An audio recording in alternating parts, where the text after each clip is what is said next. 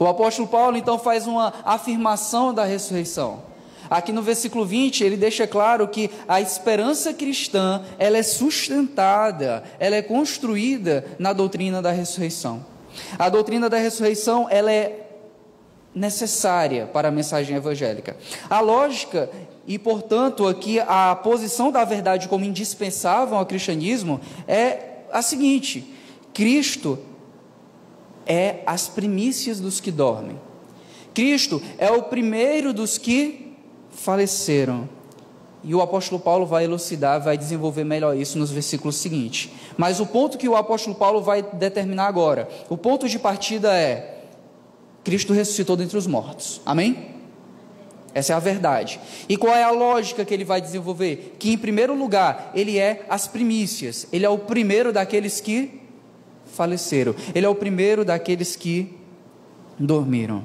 E aí ele vai para o versículo 21, fazendo uma expansão, uma explicação do que ele quis dizer com sendo ele as primícias dos que dormem. Diz assim o versículo 1, vamos ler juntos. Porque assim como a morte veio por um homem, também por um homem veio a ressurreição dos mortos. Aqui nós passamos a entender nesse versículo que o que Paulo relata acerca daquilo que ele falou no versículo 20, que Cristo é as primícias dos que dormem, é que houve duas ações realizadas. Primeiro, a morte e a ressurreição. Olha aqui o que ele diz, né? Assim como a morte veio por um homem, também por um homem veio a ressurreição. Existem dois atos entrando na realidade da gente. Não só na realidade da humanidade, mas na realidade da gente. Primeira Igreja de Cristo reformada. Uma comunidade no Quintino Cunha. Existe uma realidade de morte, existe uma ação que o apóstolo Paulo está destacando, que entrou no mundo, mas também existe a ressurreição. No versículo 21, o apóstolo Paulo está fincando agora a estaca de que existe, através de um só homem, a entrada de uma realidade. A primeira realidade que entra por um só homem é a realidade da morte. Amém? A segunda realidade que entra também por um só homem, agora é a realidade da ressurreição. E agora ele vai expandir isso novamente no versículo 22. Pois, veja que ele sempre começa com um pois, um porquê. O apóstolo Paulo está aqui continuamente expandindo uma explicação, expandindo o seu argumento. Então, por um homem veio a morte, por um homem veio a ressurreição, e agora ele vai expandir, vai explicar mais uma vez. Pois, assim como em Adão todos morrem, do mesmo modo em Cristo todos serão vivificados. Este versículo aqui é o versículo que vai explicar tanto o parte do final do versículo 20, como todo o versículo 21. Veja que o apóstolo Paulo está dizendo que todos são incluídos aqui em uma realidade vinculada àquele um só homem. A morte veio por um só homem a todos de um determinado grupo. A ressurreição veio a todos também através de um só homem a um determinado grupo. Eu quero destacar aqui, meus irmãos, uma coisa muito importante para a gente compreender esse versículo.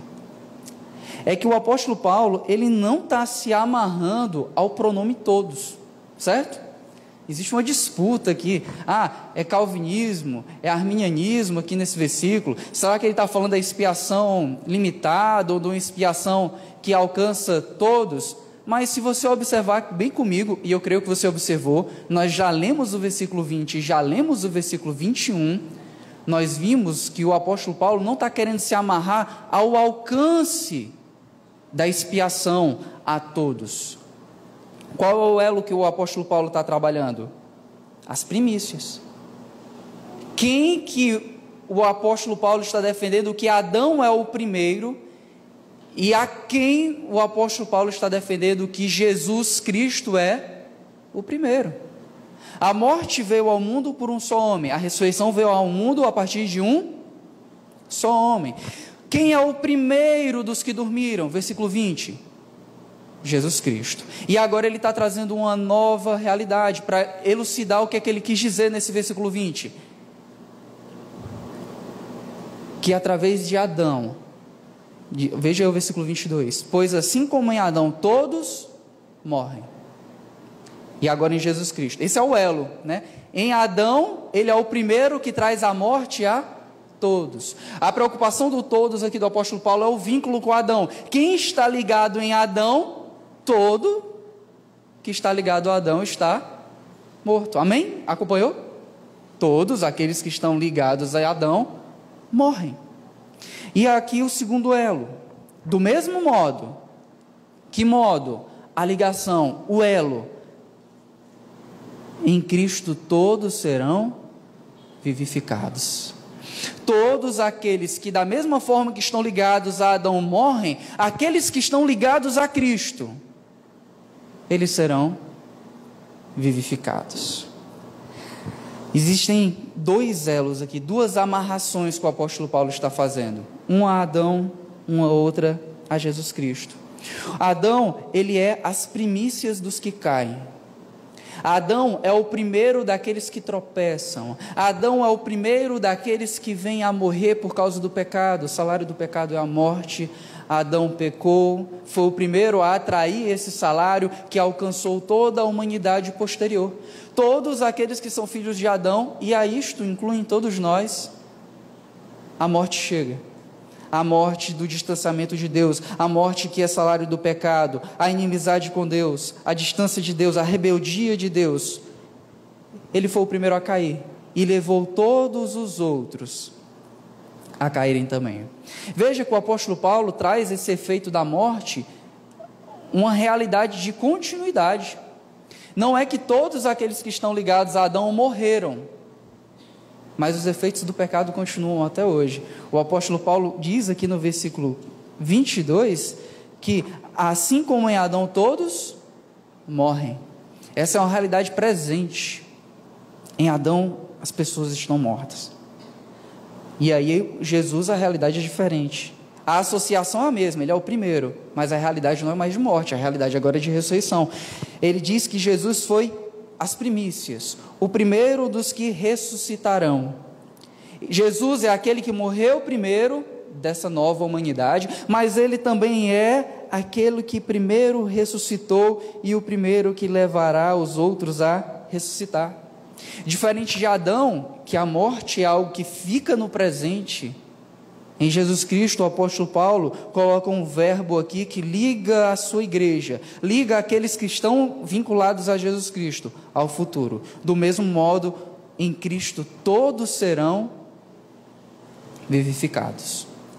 Aqui o apóstolo Paulo não está destacando a nova vida que nós temos em Cristo Jesus. Ela é real. Hoje nós já estamos vivos em Jesus Cristo, amém? O apóstolo Paulo está tratando da ressurreição. Ele está destacando que um dia, no futuro, a ressurreição há de acontecer corporalmente. No futuro, todos aqueles que estão vinculados a Cristo serão vivificados. Aqui já derruba, cai por terra, aquela ideia moderna que alguns querem nos dizer de que a ressurreição é um estado de espírito. De que a ressurreição é a mera novidade de vida. Que aqueles que creem em Jesus Cristo, que seguem os seus preceitos, que seguem a ética cristã, esses ressuscitaram, mas essa ressurreição é metafórica, ela não é real. Esse negócio de que os crentes ressuscitarão no futuro, não, a ressurreição é hoje e ela aconteceu para aqueles que creem. Diabólico isso, né? E bobo, nada bíblico. A palavra de Deus aqui, Paulo já está vinculando, a ressurreição é algo que ocorrerá sim, corporalmente, e ela acontecerá no futuro, para todos aqueles que estão vinculados, que estão ligados a Jesus. Aqueles que estão ligados a Adão, têm o passado ligado a ele e o presente na morte. Aqueles que estão ligados em Jesus Cristo, estão ligados no presente e também no futuro, mas a vida. E aí o apóstolo Paulo continua agora no versículo 23. Cada um, porém, na sua vez. Veja que agora ele está trazendo uma nova expansão aqui do que ele falou no versículo 22. Cristo primeiro, e depois os que lhe pertencem na sua vinda. Então, há uma ressurreição que o apóstolo Paulo está apontando para o futuro, porém ela ocorrerá em 2 atos. E o primeiro ato da ressurreição já aconteceu. A ressurreição já é uma realidade para a igreja cristã, amém? Em qual sentido? Cristo já ressuscitou. A ressurreição para a gente é algo palpável, é algo real, é algo realizado para a igreja cristã, porque o cabeça da igreja já ressuscitou. Ele é as primícias não somente dos que dormem, mas ele é as primícias daqueles que ressuscitam, e a ressurreição que o apóstolo Paulo está apontando para o futuro, para a igreja, só acontecerá porque Cristo primeiro já ressuscitou. E aí ele diz, e depois, os que lhe pertencem, na sua vinda. O apóstolo Paulo aqui insiste que a ressurreição é algo real e que é importante para a igreja que Cristo tenha ressuscitado.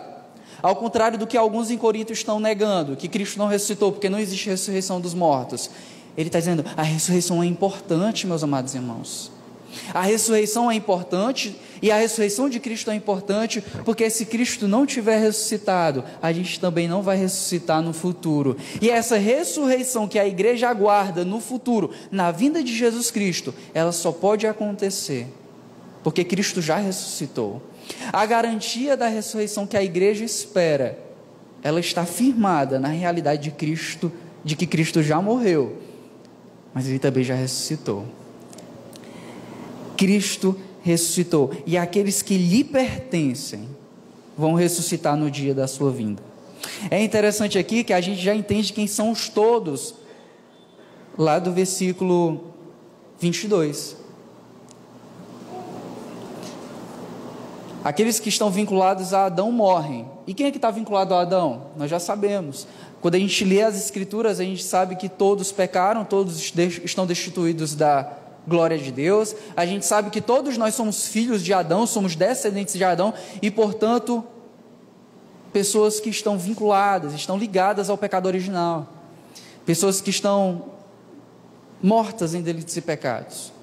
Todos os homens, todas as mulheres, toda a humanidade, todo ser vivo, descendente de Adão, está caminhando nos passos de Adão à morte. Agora, o vínculo que o apóstolo Paulo faz a Jesus, ao usar todos, não é todos universalmente. Lá no versículo 22, ele quis destacar, todos que estão em Cristo serão vivificados, virão a ressuscitar, serão vivificados, um dia experimentarão a ressurreição. Mas agora no versículo 23 fica bem claro quem são todos estes. São aqueles que lhe pertencem. Amém? A ressurreição é algo que vai se realizar a todos aqueles que são de Cristo, a todos aqueles que creem nele, que fazem parte da igreja, aqueles que são da família de Deus, amigos de Deus, aqueles que depositam toda a sua confiança em Jesus Cristo. E é isso que vai se realizar no dia da vinda. No dia da vinda de Jesus Cristo. É óbvio que aqui se subentende a segunda vinda, certo? Quando ele fala que Cristo primeiro e depois os que lhe pertencem na sua vinda, não é os que lhe pertencem na sua primeira vinda, tá? Fica aqui subentendido que o apóstolo Paulo está falando de uma vinda futura, apesar de ele não colocar na sua segunda vinda, a ideia é essa, de que aqueles que pertencem a Jesus Cristo ressuscitarão quando ele retornar, quando ele voltar novamente, quando ele voltar novamente não, quando ele vier novamente, porque eles pertencem a Jesus Cristo, porque ele ressuscitou primeiro, ele há de trazer ressurreição a todos estes. É importante aqui a gente perceber, meus amados irmãos, que o apóstolo Paulo está se detendo à ressurreição como um ato de redenção. Porque você poderia ler e pensar, pastor, mas e a ressurreição dos mortos que estão distantes de Jesus Cristo para o juízo final? Calma aí, a gente vai trabalhar isso no outro domingo. O apóstolo Paulo está falando da ressurreição aqui apenas como um elemento da nossa redenção. A redenção da gente, meus amados irmãos, como a gente vai aprender num outro domingo, ainda aqui no capítulo 15, é uma redenção que não alcança somente a alma. Deus, Ele não se apropria na nossa salvação em Jesus Cristo somente da nossa salvação espiritual, mas a salvação que Deus traz, o reino de Deus iniciado neste mundo, inaugurado e um dia completado, Ele alcança o homem todo. Ele alcança o corpo do homem, alcança a mente do homem, o coração do homem. É uma salvação que regenera não somente a alma e o coração, mas é uma salvação que traz restauração ao corpo, e um dia trará restauração ao cosmos, a toda a criação que Deus fez. Porém, o apóstolo Paulo aqui, ele está trazendo uma ênfase, um destaque, somente a ressurreição dos crentes, porque a ideia que o apóstolo Paulo começou a trabalhar no capítulo 15, e que ele ainda está desenvolvendo agora, é que a redenção é importante para o evangelho, é importante para a igreja, porque sem a ressurreição, a igreja não vai experimentar a redenção completa, ela não experimenta a redenção, e a redenção completa é uma redenção que um dia alcança a nossa restauração corpórea, a nossa ressurreição. Vamos agora para o versículo 24, novamente o apóstolo Paulo vai desenvolver melhor o que ele está trabalhando.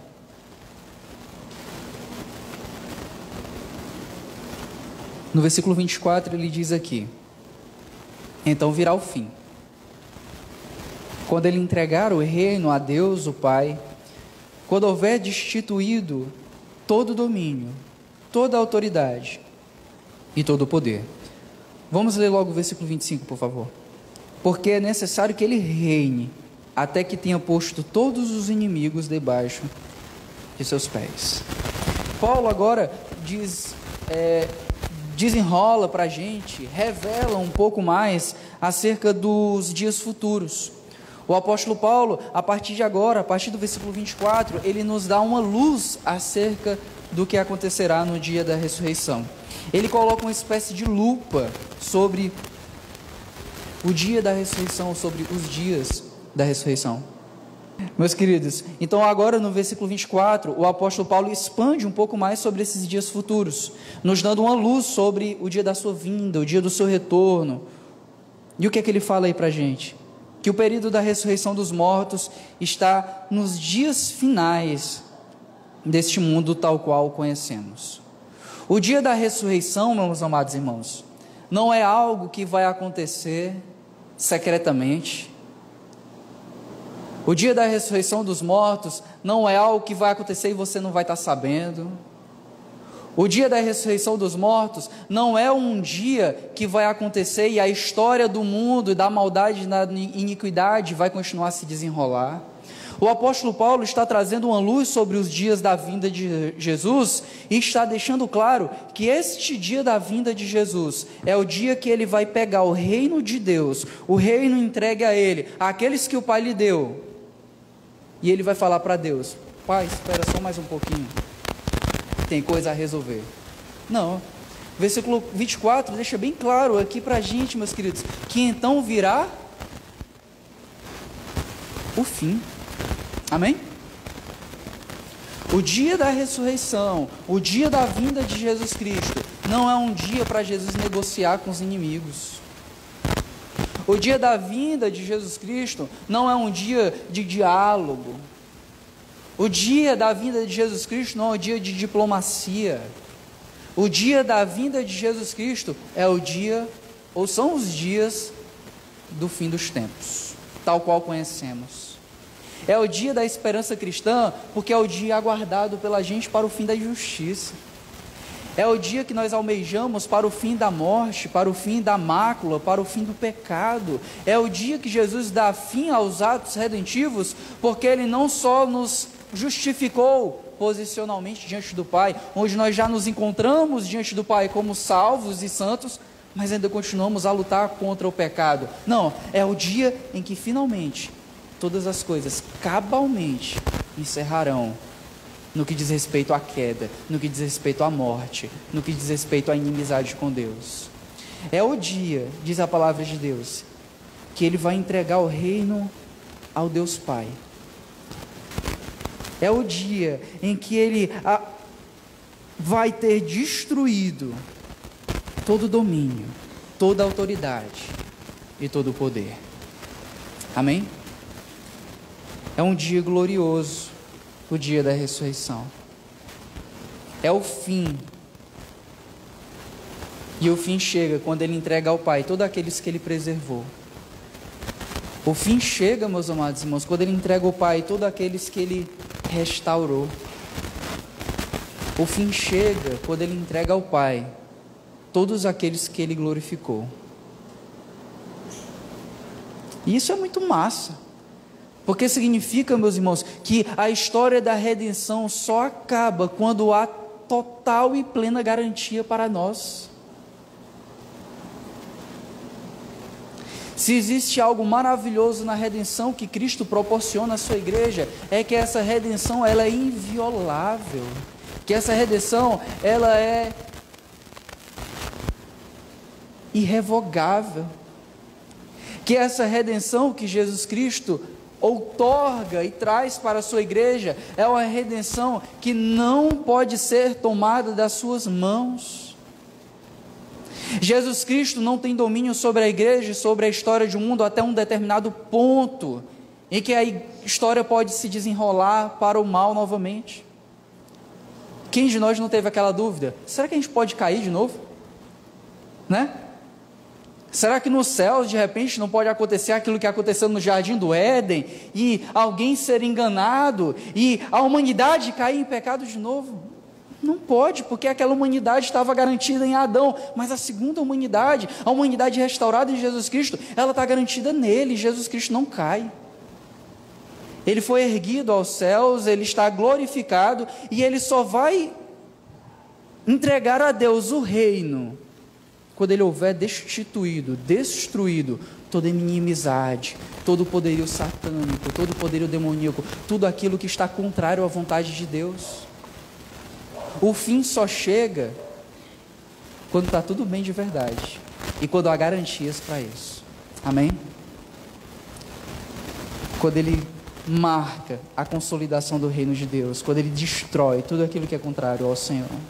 E aí no versículo 26 ele dá explicações sobre isso, porque é necessário que ele reine até que tenha posto todos os inimigos debaixo de seus pés. E o último inimigo a ser destruído é a morte. Olha como isso está vinculado ao versículo 24. Virá o fim quando ele entregar o reino a Deus. E aqui diz que é necessário que ele reine. E que ele reine até que tenha posto todos os inimigos debaixo de seus pés. E a gente conhece todos os inimigos de Jesus Cristo. Mas como ele está tratando da ressurreição, ele deixa claro que essa vitória que Jesus Cristo está construindo, desenvolvendo e vai concluir, inclui também a morte, a vitória sobre a morte, porque o último inimigo a ser destruído é a morte. Quando ele diz que ele vai ter destruído todo o domínio, toda a autoridade, todo o poder, ele está incluindo também a morte, meus queridos irmãos. Você consegue compreender que muitas vezes na nossa vida nós colocamos como exagerado, como algo que nos dói muito mais as coisas que não são as últimas inimigas? Tipo, qual é o maior problema da vida da gente?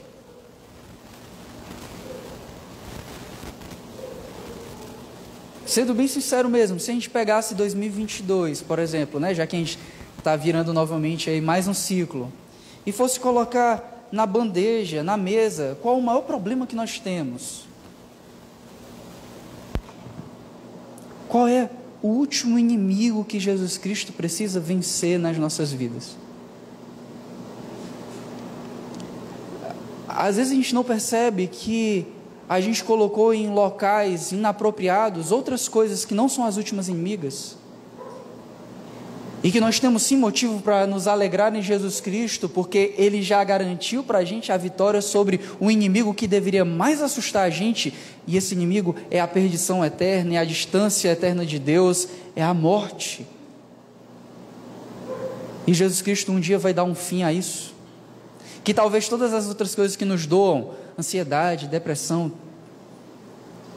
e tantas outras coisas que nos achegam, elas só ocorrem porque existe um inimigo final, que é a morte. Elas são decorrentes dessa inimiga que nos assola, que nos esbofeteia, mas que ela um dia vai de acabar, um dia ela há de acabar, há de haver uma vitória total sobre ela, de que ela vai parar de fazer parte dessa existência, de que ela não é uma cena da saga das nossas vidas, mas um dia ela acaba mesmo.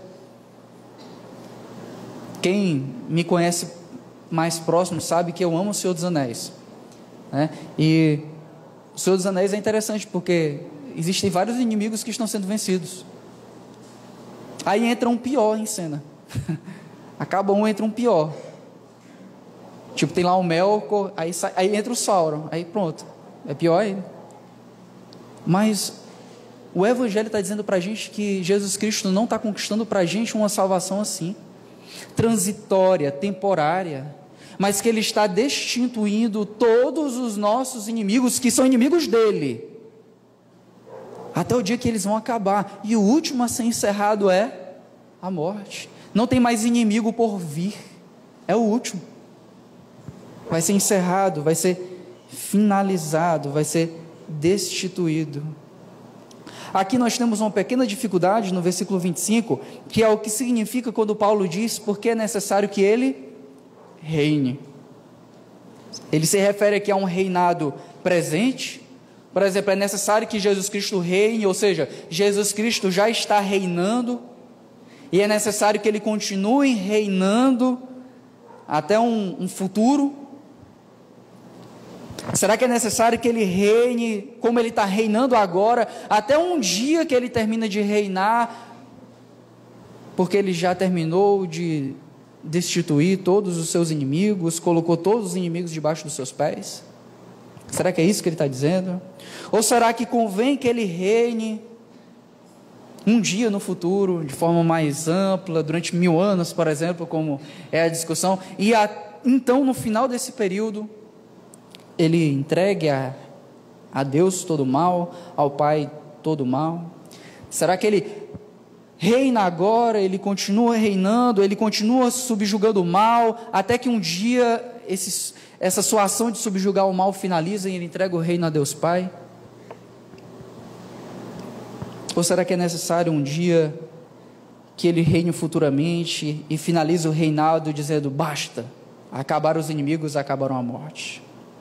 Eu acredito que nesse texto aqui, em consórcio, né, em harmonia com outros, o que mais se enquadra é que Jesus Cristo já esteja reinando, tá? A gente sabe que existe divergência, a gente respeita que outros irmãos pensem de forma diferente, mas eu creio que a ideia que o apóstolo Paulo está trazendo é de que Jesus Cristo já reina, ele já está subjugando os nossos inimigos, os inimigos do Pai, ele já está destituindo os poderios desse mundo. Na cruz ele já colocou sob escárnio Satanás e seus demônios, ele já está assim dominando sobre os poderes do mal. Quando ele traz redenção à nossa vida presente, quando ele traz ações de providência, de milagre às nossas vidas presentes, Jesus já está subjugando o mal, portanto Jesus Cristo já está reinando, amém? No entanto, o apóstolo Paulo está trazendo uma perspectiva que iniciou agora e que finaliza no dia da ressurreição. Portanto, Jesus Cristo reina hoje e ele reinará futuramente, provavelmente de uma forma mais intensa um dia, não sei, aí nós não somos pós-milenistas, né, que acreditamos que o mundo vai melhorar e melhorar e melhorar, mas é certo que um dia o reino de Deus vai ser plenamente realizado. Apocalipse nos diz que Jesus Cristo um dia há de finalizar o mal neste mundo, e esta é a consolidação do reino de Deus que ele entrega ao Pai. Embora o mal nesse mundo aumente, embora a apatia, embora até a igreja esfrie, né? Porque muitos vão dizer paz, paz, quando não há paz, alguns vão dizer que está tudo bem quando não está nada bem, está tudo degenerado. Mas o dia da vinda de Jesus Cristo é um dia, como é que a gente diz aqui, a gente que é cearense, né? É um dia de rebuliço. Se você pegar os capítulos finais de Jesus Cristo ele chega, meus irmãos, não como um Deus de paz e amor. Ele chega pisando os seus inimigos. Ele vem como o cavaleiro que vem para finalizar os trabalhos, de tal forma que tem respingos de sangue na roupa dele, na roupa branca. O sangue dos seus inimigos. Mas esse dia em que ele encerra o mal, é o dia da consolidação do reino, e ele entrega a Deus. Portanto, eu creio aqui que a melhor forma de entender o que Paulo está dizendo quando é necessário que ele reine, é de que é necessário que ele continue reinando, mas esse reinado vai finalizar no dia da ressurreição. No dia da ressurreição, esse reinado vai ser plenamente realizado, e ele vai finalizar a história do mundo, entregando o reino ao Deus Pai. Ou melhor, para nós é um novo começo, né? É um final para esse mundo, é um final para as mazelas desse mundo, é um final para a história tal qual nós a conhecemos. Mas para nós, a igreja de Deus, é um novo começo. Jesus Cristo vem, vence todos os seus inimigos, finaliza a morte, e para a gente é um novo começo. A passagem do ano pode ser para a gente um presságio disso. É o dia que está acabando algo, mas exatamente o final disso é o começo de uma nova realidade.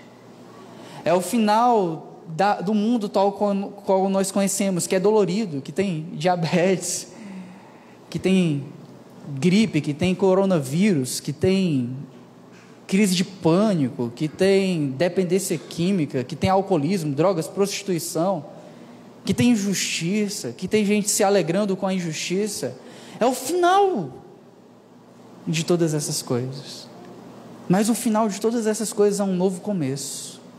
É o começo de uma era de verdadeira paz, de verdadeiro amor pleno, porque é o dia em que Jesus Cristo vai entregar o reino de Deus ao Pai, e nós vamos usufruir desse reino como nova criatura plenamente realizado, porque seremos ressuscitados.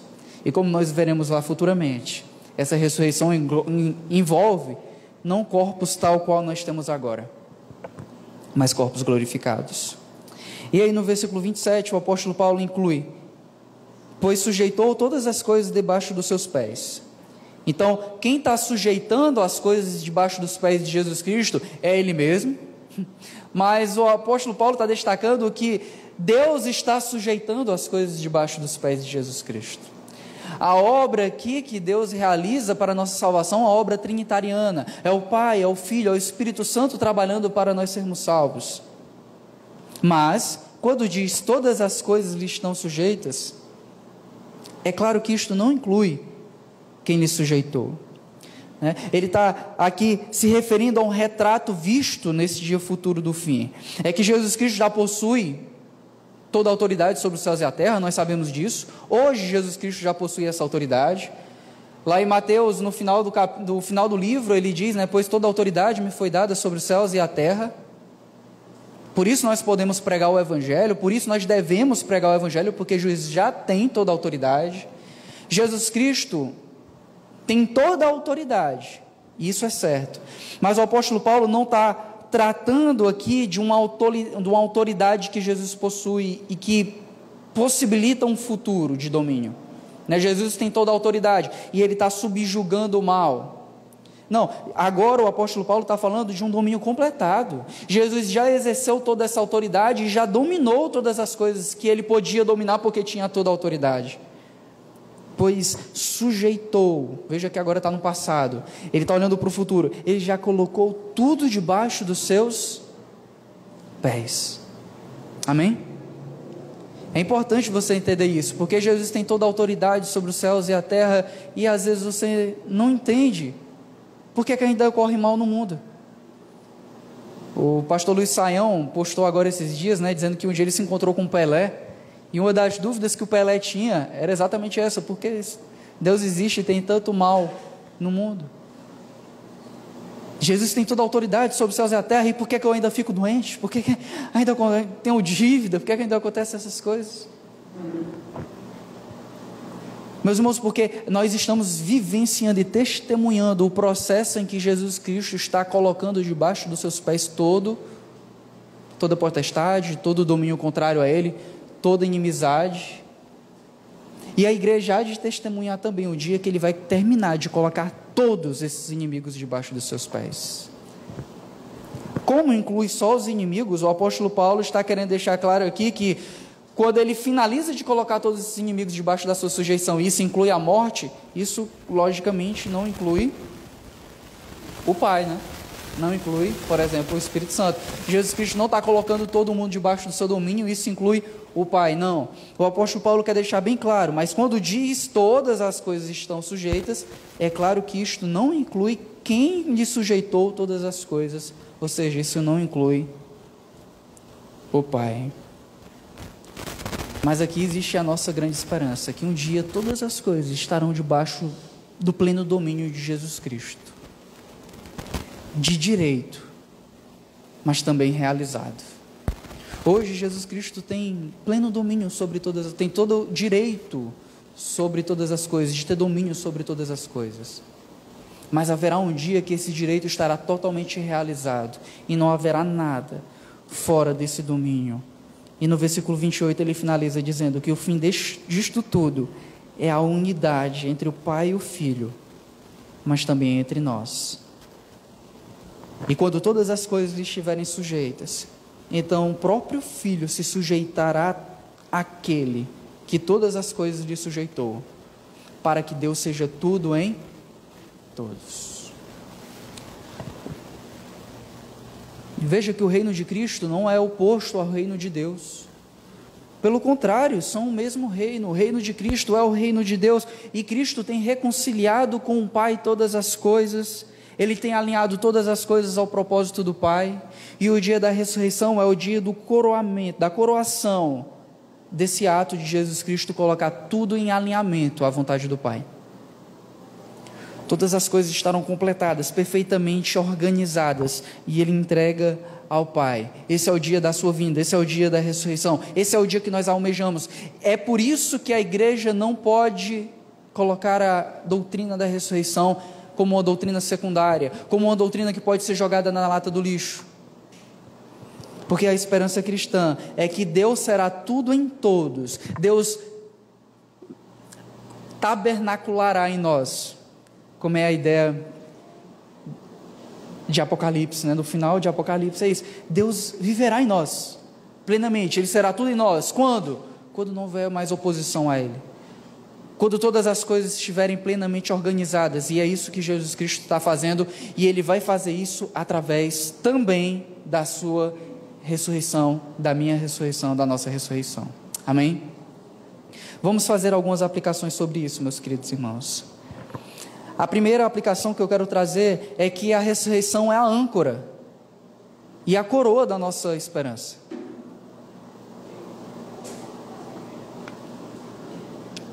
Meus queridos irmãos, quando a gente fala da ressurreição, é uma doutrina que faz os nossos olhos brilharem sobre o futuro. Quando a gente fala de ressurreição, não é algo que nós estamos falando apenas de uma mensagem que foi trazida a nós por um homem que nasceu há 2000 anos atrás. Não está vinculado só ao passado. Ela é a âncora da nossa salvação, porque não existe salvação sem ressurreição dos mortos, sem a ressurreição de Jesus Cristo, mas ela também é a coroa, porque é algo que nós almejamos. Se você não deseja ardentemente a ressurreição, eu acho que você ainda não entendeu o significado total do Evangelho. Porque se a ressurreição é algo que você compreende como, faz parte, né, daquilo que nós aprendemos lá no catecismo para a salvação, mas se você não guarda a ressurreição como aquilo que você deseja ardentemente no seu dia a dia, você não entendeu que ela é a coroa que nós aguardamos, que ela é o que dá sentido à nossa fé hoje, que nós aguardamos no futuro, e aguardá-la no futuro é o que nos dá força para nós proclamarmos ela hoje, a ressurreição dos mortos, a todos os povos, a proclamar a todos os povos que o nosso Cristo é um Cristo que morreu e que ressuscitou e que também nos ressuscitará no dia da sua vinda. Esse é o Evangelho que nós cremos. Sem ela, como nós vimos lá no final do trecho anterior, nós seríamos os mais miseráveis de todos os homens. Precisamos ressignificar tudo aquilo que nós vivemos nessa realidade de queda diante da ressurreição. Como é que a ressurreição fala ao que eu sofro hoje? Uma segunda aplicação é que o Evangelho rompe o elo de Adão. Todos nós temos um elo com Adão, não com esse Adão aqui, né? Eu tenho um elo com esse Adão aqui. Mas todos nós temos um elo com Adão. Adão nos humilha constantemente. Nasce mais uma criança, né? Ô, criança linda e maravilhosa, mas tem um bocado de Adão lá dentro dela. Ela começa a crescer, a gente vai percebendo, filhinho de Adão. A resistência, a rebeldia, o pecado, a inveja, o orgulho, o egoísmo, tudo vai brotando ali. Esse elo está presente em todos nós, meus irmãos. A vontade de viver a revelia da vontade de Deus está presente na humanidade, porque a humanidade está presa a Adão. Os nossos desejos passados, mas enquanto cristãos que estão vivendo em santificação, os nossos desejos presentes também nos revelam que Adão está ali nos mostrando que nós merecíamos sim o salário da morte. Mas graças a Deus que tem Jesus Cristo, não é? Porque nós somos marcados não mais por aquilo que nós somos em Adão, mas agora nós somos marcados por aquilo que nós somos em Cristo.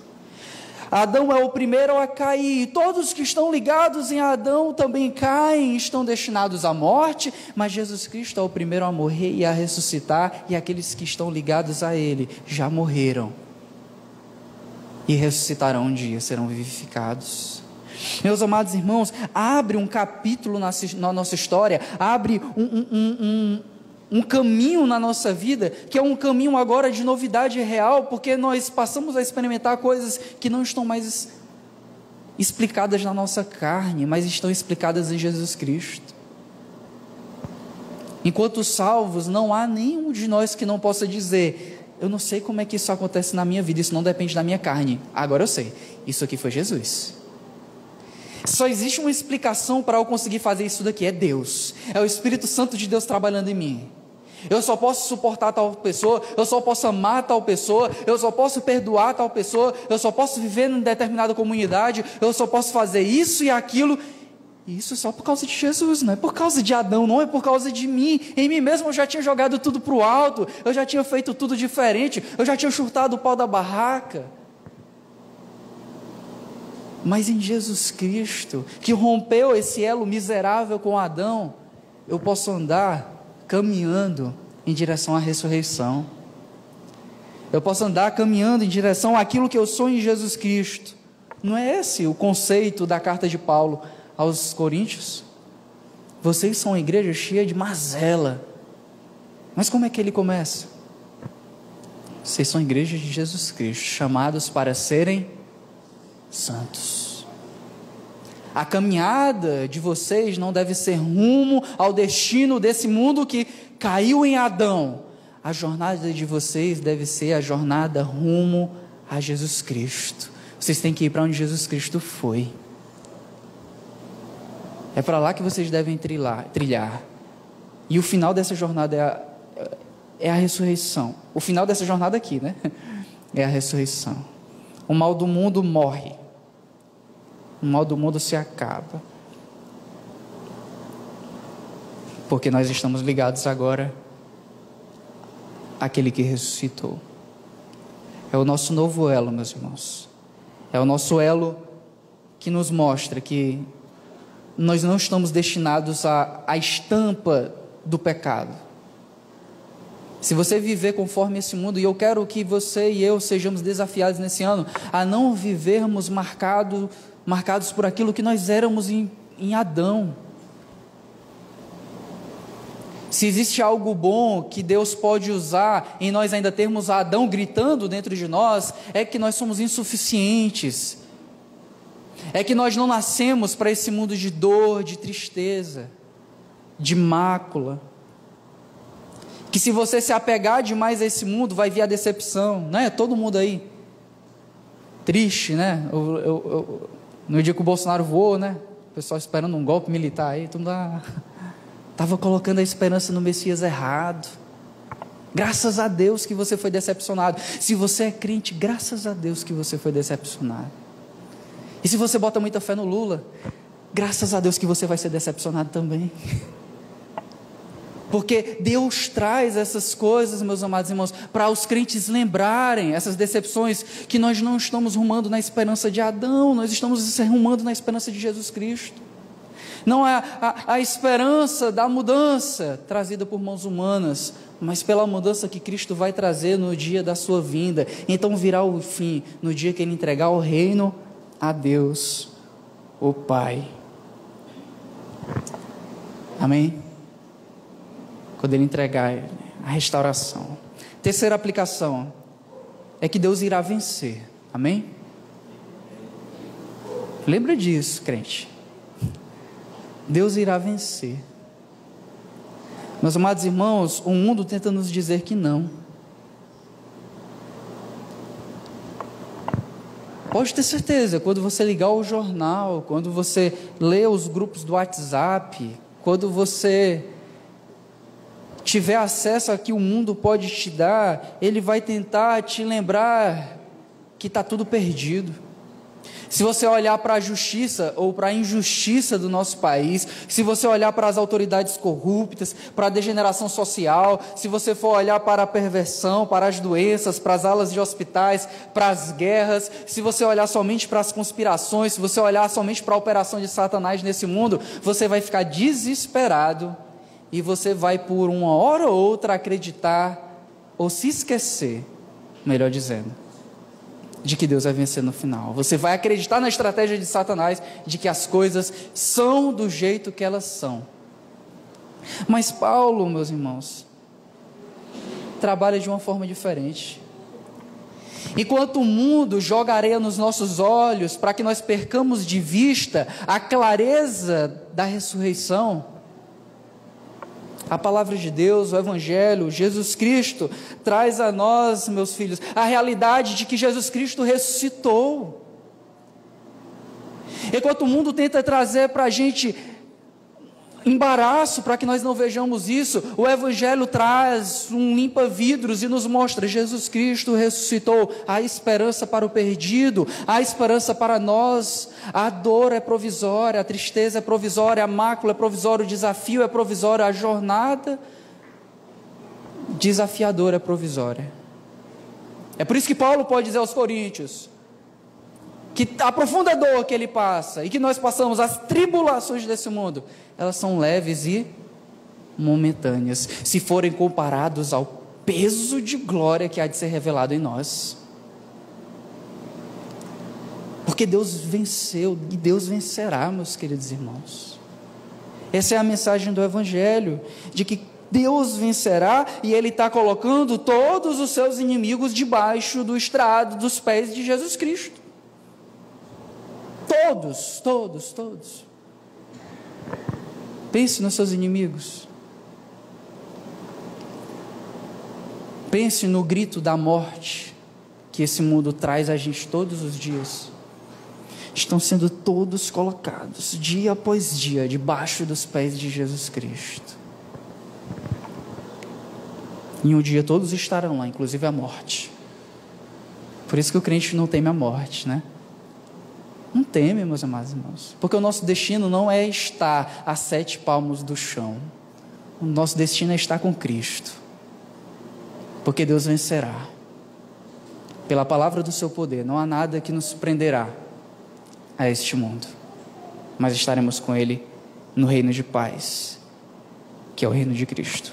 E a última aplicação é que Cristo não entrega obras inacabadas ao Pai, e para mim essa é a mais reconfortante. Todas as outras são também, mas essa é mais.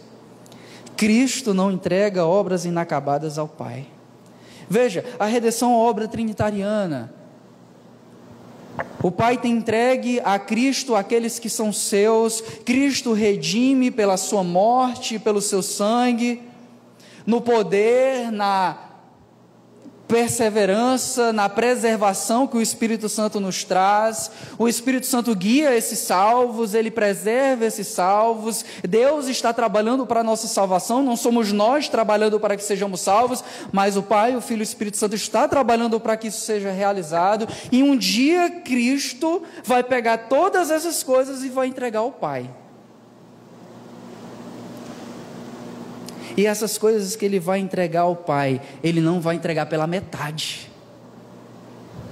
Está aqui, Pai, o Felipe meio salvo. Está aqui a vida do Edmar meio resolvida. Está entendendo?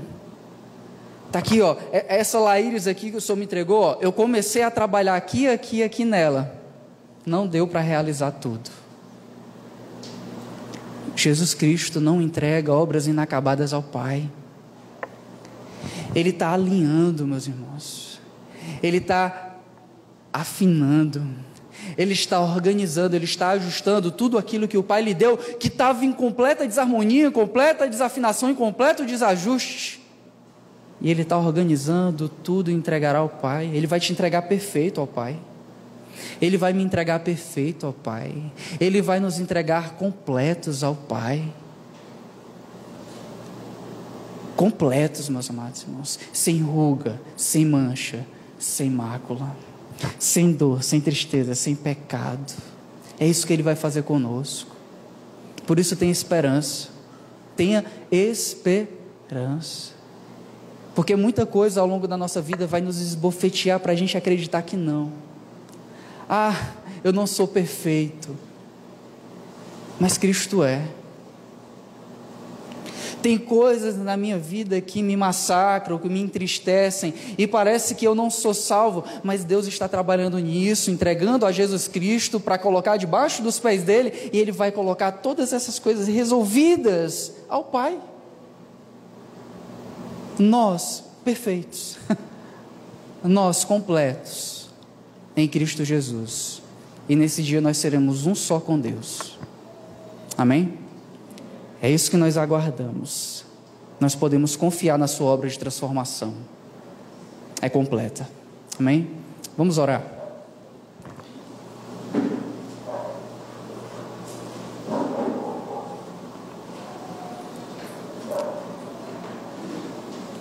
Querido Deus, obrigado, Pai. Verdadeiramente nós te dizemos obrigado essa noite, porque o Senhor tem entregue todos os teus inimigos debaixo dos pés de Jesus Cristo, subjugado todos eles ao domínio do nosso Salvador Jesus Cristo. Obrigado, Pai, porque hoje o teu Filho já tem toda a autoridade sobre o céu, sobre a terra. Não existe nada que Ele não possa realizar na minha vida, na vida dos meus irmãos, nas nossas vidas, naqueles que nem são crentes, que Ele não possa fazer. Não há nada que Ele deseje que Ele não possa cumprir, porque Ele tem toda a autoridade. Não existe impedimento para que a tua palavra alcance os corações, não existe situação que Ele não possa reverter, não existe pecador que Ele não possa salvar, porque Ele tem toda a autoridade. E nós nos alegramos, porque um dia Ele vai completar o exercício de toda essa autoridade, estendendo-a por todos os quatro cantos da terra, e um dia não haverá ninguém fora dessa autoridade. Não haverá ninguém fora dessa sujeição, não haverá ninguém, nem nada fora dos seus domínios. E a nossa última inimiga, que é a morte, aquela que provavelmente todos nós um dia vamos encarar, ela não é o fim, porque ela também foi vencida por Jesus Cristo, e um dia ela será destruída. Aquela que já foi rompida, tragada na vitória de Cristo na ressurreição, um dia ela será destruída, tirada da existência. A morte não mais existirá. Obrigado, ó Pai, porque nós cremos nisso devido à ressurreição de Jesus. Obrigado porque a nossa esperança não é somente que Ele morreu naquela cruz como um emblema de vergonha e dor, mas que Ele também é aquele que assumiu para si os nossos pecados e entregou um sacrifício satisfatório a Ti, e ele foi tão satisfatório que a morte não pôde detê-lo. Ele ressuscitou ao terceiro dia. Obrigado, Pai, porque a nossa redenção não é uma redenção pela metade, mas é uma redenção completa e garantida na ressurreição de Jesus Cristo. Nós agora aguardamos a vinda dele. Vivemos todos os dias como se ele fosse voltar hoje, porque essa é a nossa esperança no café da manhã, essa é a nossa esperança no almoço, essa é a nossa esperança no jantar. E toda vez que alguém quiser arrancar essa esperança dos nossos corações, que lembremos que Cristo há de sujeitar todas as coisas debaixo dos seus pés. Todas as coisas. Nós aguardamos, ó Pai, ansiosamente por esse dia. Em nome de Jesus, o nosso Salvador, aquele que é o primeiro entre nós, que morreu, mas que ressuscitou. Amém.